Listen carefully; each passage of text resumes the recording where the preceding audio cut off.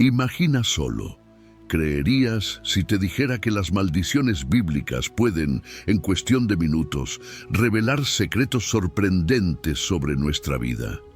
Que esas antiguas maldiciones pueden ser, en realidad, llaves poderosas para transformaciones increíbles en el presente. Estoy a punto de compartir una verdad cautivadora que desafiará tus creencias y abrirá tus ojos a un mundo espiritual poco explorado. Quédate conmigo y descubre cómo el inesperado poder de las palabras puede cambiar todo lo que creías saber sobre bendiciones y maldiciones. ¿Estás preparado para embarcarte en este viaje revelador? Vamos a hablar de la impactante maldición de Caín. Muchos se sorprenden al descubrir que la Biblia menciona varias maldiciones. El término maldición aparece casi 200 veces, lo que demuestra lo relevante que es este tema. Para quienes observan desde fuera, la vida humana puede parecer un caos, un juego de luces y sombras sin patrones claros o leyes definidas. Pero existen elementos que la mayoría desconoce. La Biblia nos revela que estas fuerzas están actuando, llamándolas bendiciones y maldiciones. Después de la caída, Adán, Eva y la serpiente fueron todos maldecidos. Y después de eso, Eva tuvo sus hijos. En Génesis 4:1 leemos que Adán conoció a Eva, su mujer. Ella concibió y dio a luz a Caín, diciendo, «Con la ayuda del Señor he tenido un hombre». El nombre Caín puede traducirse como «conseguí» o «aquí está él». Eva probablemente creía que Caín era el Salvador prometido por Dios, aquel que vendría de ella tras la maldición de la serpiente. Debió haber pensado que sostenía en sus brazos al Mesías, el Redentor del mundo, pero en realidad estaba criando a un asesino. Siguiendo en Génesis 4:25, descubrimos que luego Eva dio a luz a Abel, hermano de Caín. Abel cuidaba de las ovejas y Caín trabajaba la tierra. Con el tiempo Caín trajo al Señor una ofrenda de los frutos de la tierra, mientras que Abel ofreció los primogénitos de su rebaño y su grasa. El Señor miró con agrado a Abel y a su ofrenda, pero no a Caín ni a su ofrenda. Caín se enfureció profundamente y su rostro se ensombreció. Abel hizo una ofrenda de sangre de los primeros nacidos de su rebaño, mientras que Caín trajo una ofrenda de granos, frutos de la tierra. Las ofrendas de grano eran aceptables ante Dios, como vemos en Levítico 2, aunque no servían como expiación de pecados. La verdadera distinción entre los sacrificios no era esta, sino la actitud de Caín, que se enfureció y su semblante se descompuso. Sin duda, el orgullo fue la raíz de la ira de Caín. Le resultaba intolerable que Dios prefiriera a su hermano mientras él era rechazado. Si la aceptación del sacrificio por Dios se indicara por el fuego consumiéndolo, es posible que esa información se difundiera rápidamente. El pecado se propagó y Caín ahora cometía pecados más profundos de orgullo espiritual e hipocresía. Sobre el nacimiento de Abel y las ofrendas de Caín y Abel, en Génesis 4:6-7 leemos: Entonces el Señor le preguntó a Caín, ¿por qué estás furioso? ¿Y por qué se ha ensombrecido tu rostro? Si haces lo correcto, ¿no serás aceptado?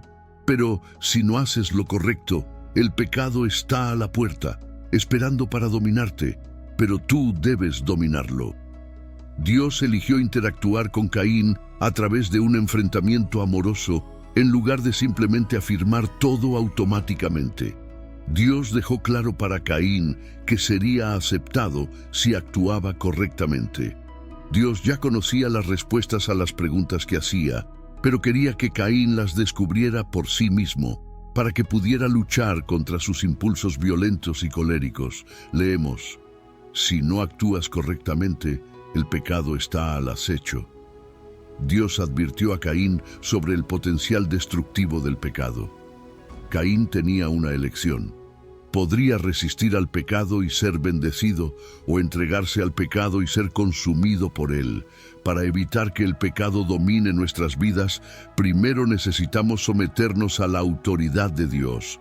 Si Él no es nuestro maestro, el pecado lo será, y nos convertiremos en sus siervos.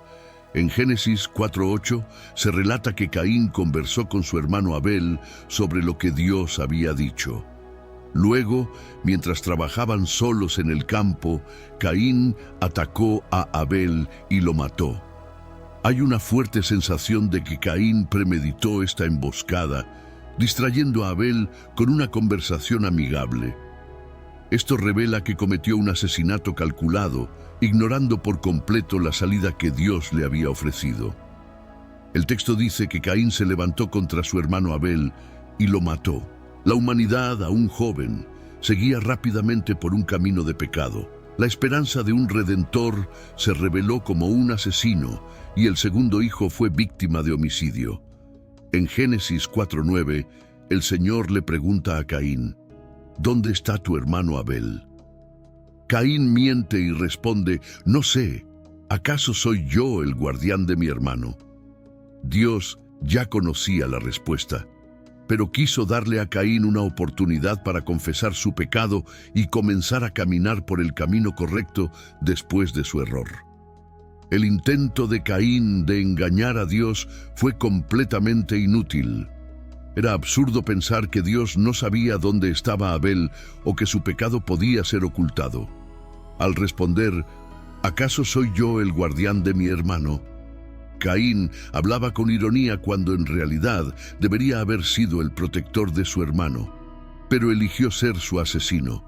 Impulsado por motivos mezquinos, Caín mató a Abel por envidia de su éxito.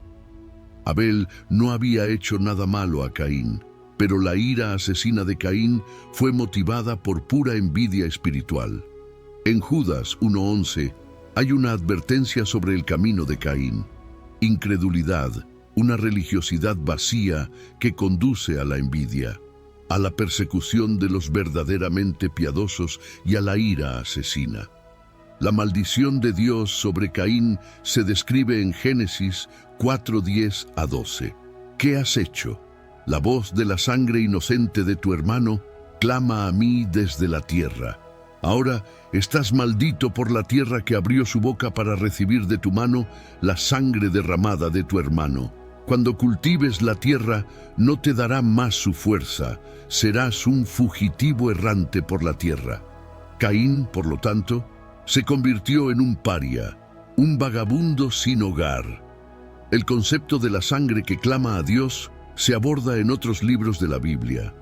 En Números 35, 29-34, la sangre de asesinos no castigados contamina la tierra. La sangre de Abel clamaba por justicia, mientras que la sangre de Jesús, descrita en Hebreos 12:24, habla de cosas mejores, gracia y perdón. Jesús, mediador de una nueva alianza, trae un mensaje de misericordia, contrastando con la sangre de Abel que clamaba por venganza. El funcionamiento de las bendiciones y maldiciones no es aleatorio ni imprevisible. Ambas operan bajo leyes eternas e inmutables. Es en la Biblia donde debemos buscar la comprensión correcta de estas leyes. En Proverbios 26:2, Salomón establece un principio claro sobre las maldiciones. Una maldición sin causa no se cumple. Detrás de cada maldición hay una causa. El mismo proverbio dice: como el gorrión en su vagar y como la golondrina en su vuelo, así la maldición sin motivo no vendrá sobre el inocente. En Génesis 4:11-15, el Señor maldice a Caín, ampliando la maldición ya impuesta a Adán. Si ya era difícil para Adán cultivar la tierra, para Caín, que era agricultor, se volvería imposible. En Génesis 3:17-18, el Señor le dijo a Adán: porque escuchaste la voz de tu esposa y comiste del árbol del que te mandé que no comieras, la tierra está maldita por tu causa, con dolor y sudor sacarás de ella tu sustento todos los días de tu vida. Ella te dará espinas y cardos, y comerás las plantas del campo. Si Adán fue expulsado del Edén, Caín no encontraría descanso en ningún lugar de la tierra. Se convertiría en un fugitivo, vagando sin rumbo. En Génesis 4:13-15, Caín lamenta: mi castigo es mayor de lo que puedo soportar. Hoy me has expulsado de la tierra, y de tu presencia seré un fugitivo errante en la tierra. Quien me encuentre, me matará. Pero el Señor respondió: por lo tanto, quien mate a Caín sufrirá una venganza 7 veces mayor. Y el Señor puso una señal en Caín para que nadie lo matara. Caín reconoció: mi castigo es mayor de lo que puedo soportar. Lo que puedo soportar. Caín no se arrepentía de su crimen, sino de la pena que se le había impuesto. Incluso ante la severidad del juicio de Dios, él no quería que Caín fuera muerto por otros. Entonces Dios marcó a Caín con una señal que lo protegería. Nadie sabe exactamente cuál era esa señal, aunque muchos han especulado sobre su naturaleza. La palabra hebrea traducida como señal es asterisco ot, que significa un indicativo, marca o símbolo. En el resto de las escrituras hebreas, ot aparece 79 veces, a menudo traducida como señal. Por lo tanto, la palabra hebrea no aclara exactamente qué fue la señal de Dios en Caín. Sea lo que fuere, era una advertencia de que Caín no debía ser muerto. Algunos sugieren que la señal era una cicatriz o una marca en el cuerpo, tal vez un tatuaje. Sin embargo, el foco principal del texto no es la naturaleza de la señal, sino que Dios no permitiría la ejecución de venganza contra Caín. Cualquiera que fuera la señal, cumplía este propósito. Caín se aleja. En Génesis 4:16-17 leemos que Caín se alejó de la presencia manifiesta del Señor, viviendo en la tierra de Nod, al este del Edén. Allí, Caín conoció a su esposa, una descendiente de Adán. Ella concibió y dio a luz a Enoc. Caín entonces construyó una ciudad y la nombró Enoc, en homenaje a su hijo. Caín conoció a su esposa. Adán tuvo otros hijos e hijas conforme a Génesis 5:4, indicando que Caín se casó con una hermana, aunque tal unión sea prohibida más tarde en Levítico 18:9 y Deuteronomio 27:22. Sin embargo, esto ocurrió mucho antes de que Dios estableciera esa ley a través de Moisés. En ese tiempo, la necesidad exigía que los hijos de Adán se unieran a sus hermanas. Leemos que él construyó una ciudad. El inicio de la industria y la urbanización ya se manifestaba. Desde el comienzo, el enfoque estaba en el hombre. La ciudad recibió el nombre del Hijo, no de Dios. La decadencia de la raza humana continuó e incluso se intensificó en las generaciones que siguieron a Caín. En Génesis 4:18-19 vemos que de Enoc nació Irad, de Irad, Meujael, de Meujael, Metusael, y de Metusael, Lamec. Este último tomó para sí 2 esposas, Ada y Silá.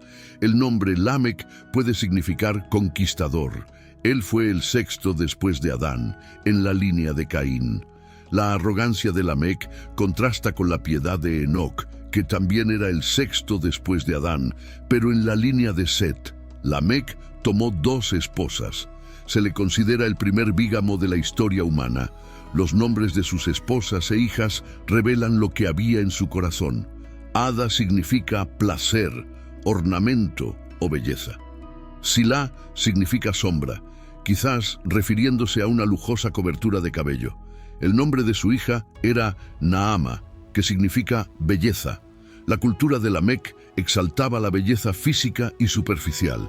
En Génesis 4:23-24, Lamec dice a sus esposas: Ada y Silá, escuchad mi voz, esposas de Lamec, oíd lo que digo. He matado a un hombre por herirme, a un joven por golpearme.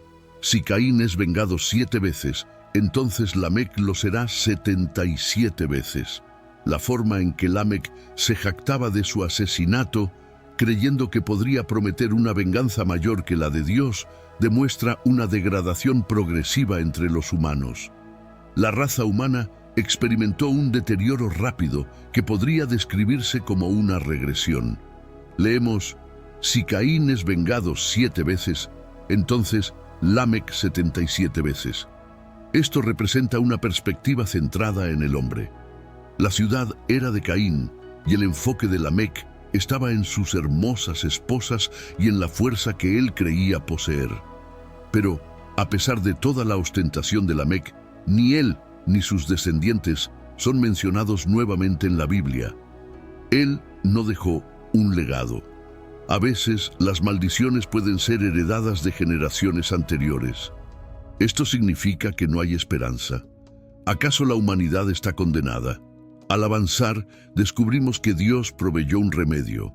En Génesis 4:25 a 26, Adán conoció nuevamente a Eva, su mujer, y ella dio a luz a un hijo, llamándolo Set. Ella dijo: Dios me ha concedido otro hijo en lugar de Abel, porque Caín lo mató. Set también tuvo un hijo, llamado Enos, que significa hombre mortal, humanidad. En esa época, las personas comenzaron a invocar el nombre del Señor en adoración, mediante oración, alabanza y agradecimiento. En contraste con la línea de Caín, Dios estableció un nuevo linaje. Él dio a Eva un hijo llamado Set en lugar de Abel. Set ejemplificó el mismo tipo de adoración que su hermano Abel, pues las personas comenzaron a invocar el nombre del Señor en conexión con Set. La forma de adoración de Caín, que era orgullosa, se centraba en sí misma, mientras que la forma humilde de adoración, como practicada por Abel y Set, se dirigía a Dios. Judas 11 dice: «Ay de ellos, porque siguieron el camino de Caín. Por lucro, cayeron en el error de Balaam y perecieron en la rebelión de Coré».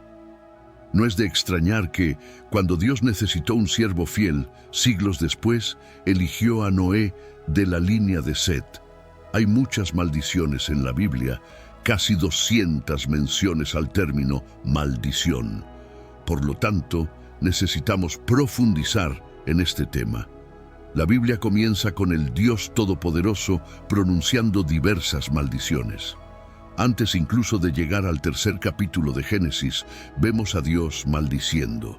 Él maldijo a Satanás por haber llevado a Adán y Eva al pecado. Al explorar las Escrituras, notamos que Dios ofrece bendiciones a aquellos que siguen sus mandamientos y maldiciones a aquellos que lo desobedecen. Maldecir es desear que infortunios caigan sobre alguien o algo. Las maldiciones, según la Biblia, son acciones divinas utilizadas como castigo por la desobediencia. Por otro lado, bendecir significa desear prosperidad y felicidad. Dios declaró que aquellos que siguieran sus órdenes serían recompensados. Deuteronomio 27 y 30 ejemplifican bien al Dios que tanto bendice como maldice. En Deuteronomio 28, Dios promete grandes bendiciones a Israel si obedecen sus mandamientos. Entre las promesas están la seguridad en los viajes, descendencia saludable, crecimiento de los rebaños, abundancia de alimentos, éxito en todos los emprendimientos y supremacía sobre otras naciones. Esto es lo mejor que se puede desear. Pero las maldiciones en la Biblia no son solo pronunciadas por Dios. La mayoría resulta de alguien maldiciendo a otro.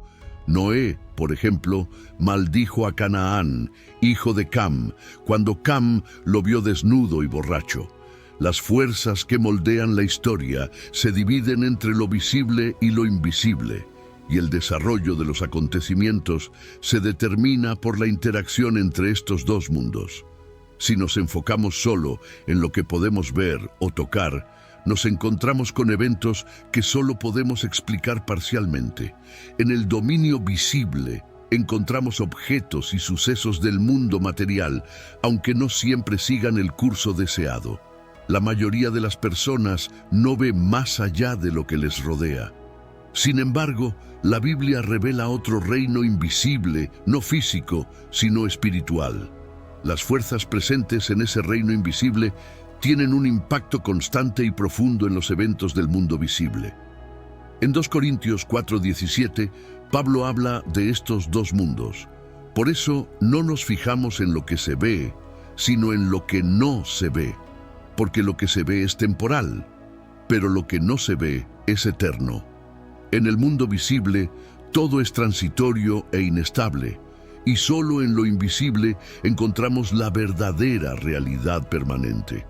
En este dominio también se encuentran las fuerzas que determinan nuestro destino, incluso en el mundo visible. Pablo aclara que el éxito depende de la habilidad para comprender y conectarse con lo invisible y espiritual. Tanto las bendiciones como las maldiciones pertenecen al reino invisible y están dotadas de un poder espiritual. Las bendiciones producen efectos positivos y beneficiosos, mientras que las maldiciones generan consecuencias negativas y devastadoras. Estos dos conceptos son fundamentales en las Escrituras. Las palabras bendiciones y maldiciones aparecen más de 640 veces en la Biblia. Hay dos aspectos cruciales que ambas comparten. Primero, sus efectos difícilmente se limitan a una sola persona. Pueden afectar a familias, tribus, sociedades o incluso naciones enteras, como se ve en la historia de Caín. Segundo, una vez pronunciadas, sus consecuencias tienden a persistir de generación en generación, hasta que algo ocurra para interrumpirlas. Muchas de las bendiciones y maldiciones ligadas a los patriarcas bíblicos duraron casi 4000 años y continúan presentes. Este segundo punto tiene un peso significativo. La generación alcanzada por una maldición puede enfrentar situaciones repetitivas o patrones de comportamiento que no se explican solo por sus experiencias. La raíz del problema puede remontarse a tiempos antiguos, miles de años atrás. Las palabras son el principal medio para transmitir bendiciones y maldiciones. Pueden ser pronunciadas, escritas o incluso pensadas. Las Escrituras dicen mucho sobre la importancia de las palabras. La palabra de Dios está llena de advertencias sobre cómo las palabras pueden ser utilizadas tanto para el bien como para el mal. Por ejemplo, en Proverbios 11:9 leemos que con su boca el impío destruye a su prójimo, pero por medio del conocimiento y el discernimiento, el justo es salvado. Todos hemos pecado. El pecado ha llamado a nuestra puerta y no resistimos la tentación de dejarlo entrar. Es necesario tener valor para preguntar, ¿dónde está nuestra marca? ¿Nuestra maldición? ¿Nuestra línea de degeneración? ¿Y qué nos libra de esa maldición? El intercambio divino. El mensaje central del Evangelio gira en torno a un solo evento histórico: la muerte sacrificial de Jesús en la cruz. La descripción completa de lo que se realizó en ese sacrificio fue profetizada por Isaías, muchos siglos antes de suceder. En Isaías 53:10, el profeta describe a un siervo del Señor cuya alma sería ofrecida a Dios como expiación por los pecados. Pero el Señor quiso quebrantarlo y hacerlo sufrir. Y cuando se ponga como ofrenda por el pecado, verá a su descendencia, prolongará sus días y la voluntad del Señor prosperará en sus manos. Los autores del Nuevo Testamento son unánimes en identificar a este siervo como Jesús. El objetivo divino del sacrificio se captura en Isaías 53:6. Todos nosotros como ovejas nos hemos extraviado, cada uno se ha desviado por su propio camino, pero el Señor hizo recaer sobre él la iniquidad de todos nosotros. Aquí está el error fundamental de Caín: eligió seguir su propio camino. Hay muchos pecados específicos que tal vez nunca hayamos cometido, pero algo todos compartimos: seguimos nuestros propios caminos. Al hacer esto, damos la espalda a Dios. La palabra hebrea que encapsula esta actitud es Avon, traducida aquí como iniquidad. En inglés, una traducción aproximada sería rebelión, pero no contra el hombre, sino contra Dios. Esta es también la razón principal de las maldiciones descritas en Deuteronomio 28. Sin embargo, iniquidad o rebelión no capturan plenamente el sentido de Avon en el uso bíblico. Avon se refiere no solo a la iniquidad, sino también al castigo o a las consecuencias malignas que acarrea. Por ejemplo, en Génesis 4:13, después de que Dios pronunció el veredicto sobre Caín por el asesinato de Abel, Caín responde: «Mi castigo es mayor de lo que puedo soportar». El término castigo aquí es Avon, que abarca tanto la iniquidad como el peso del castigo que ésta trajo. Según Levítico 16:22, en referencia al chivo expiatorio liberado en el día de la expiación, el Señor declaró: «El chivo llevará sobre sí todas las iniquidades de ellos a una tierra deshabitada». Este simbolismo muestra que el chivo no solo cargaba las iniquidades de los israelitas, sino también todas sus consecuencias. Por lo tanto, en su sentido más amplio, Avon abarca tanto la iniquidad como sus consecuencias malignas y el juicio de Dios sobre ella. Esto se aplica al sacrificio de Jesús en la cruz. Jesús, aunque sin culpa de ningún pecado, como se describe en Isaías 53:9, Él no cometió violencia alguna, ni hubo engaño en su boca. En el versículo 6 leemos: «El Señor hizo recaer sobre Él la iniquidad de todos nosotros». No solo Jesús fue identificado, Él también cargó todas las consecuencias malignas de esa iniquidad, como el chivo expiatorio que, prefigurado, llevaba esas consecuencias lejos, de modo que no regresaran. De esta manera, la cruz cumplió su verdadero propósito y significado. En ella ocurrió el intercambio divino. Primero, Jesús soportó todas las consecuencias malignas que la justicia divina exigía por nuestra iniquidad. Ahora, en cambio, Dios nos ofrece todo el bien que la obediencia impecable de Jesús merecía. Como se expresa de manera más concisa, el mal que nos correspondía fue colocado sobre Jesús, para que, a cambio, el bien destinado a Jesús pudiera ser extendido a nosotros. Dios puede ofrecernos este don sin comprometer su justicia eterna, porque Jesús ya soportó todo el castigo justo que nuestras iniquidades merecían en nuestro lugar. La inconmensurable gracia de Dios es el origen de todo esto, y la fe es el único medio por el cual la recibimos. Cuando hablamos de causa y efecto, no hay una explicación lógica. Ninguno de nosotros hizo algo para merecer tal don, y ninguno de nosotros jamás podría hacer algo para merecerlo. Las Escrituras nos revelan diferentes aspectos de este intercambio y las áreas de su aplicación. Para ser perdonados, Jesús fue castigado. Él fue herido para que pudiéramos ser sanados. 8 aspectos principales emergen de esta realidad. Jesús fue castigado para que pudiéramos ser absueltos. Jesús fue herido para que pudiéramos ser restaurados. Jesús se hizo pecado con nuestra pecaminosidad para que pudiéramos ser justificados con su justicia. Jesús murió nuestra muerte para que pudiéramos compartir su vida. Jesús se hizo pobre con nuestra pobreza para que pudiéramos ser enriquecidos con sus riquezas. Jesús soportó nuestra vergüenza para que pudiéramos compartir su gloria. Jesús soportó nuestro rechazo para que pudiéramos alcanzar su aceptación como hijos de Dios. Jesús se convirtió en maldición para que pudiéramos recibir la bendición. Y así llegamos al final de nuestra jornada por las maldiciones y bendiciones que forman el tapiz de nuestra historia y destino. Pero recuerda, esto es solo el comienzo. Si encontraste intrigante desvelar los misterios ocultos en las palabras y enseñanzas antiguas, imagina lo que más podemos descubrir juntos. Hay un vasto universo de sabiduría esperándote en nuestros próximos videos.